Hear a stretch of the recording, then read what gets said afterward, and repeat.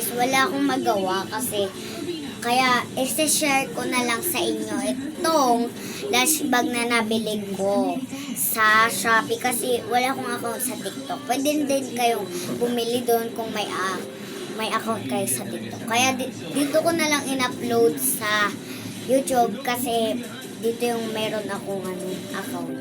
So, isi-share ko sa inyo itong lunch bag ko. No, ayan, nakikita nyo naman siya. Mabango siya and malaki na rin siya para sa mga anak nyo, guys. Bumili na kayo nito. Ayan o, ang ganda niya. Ganyan, oh. Tapos dito din sa loob niya. Quality siya, guys, ha. Ayan, ang ganda niya. Ang kapal niya. Hindi siya basta-basta nababasa. Meron pa siyang ganito.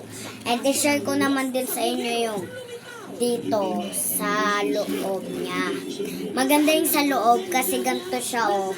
Ganito yung sa loob. Maganda siya, hindi siya nababasa. Kaya kayo, sinasabi ko sa inyo, bumili na kayo nito. Ang ganda-ganda niya, oh, hindi siya nababasa. Ganito yung niya, oh.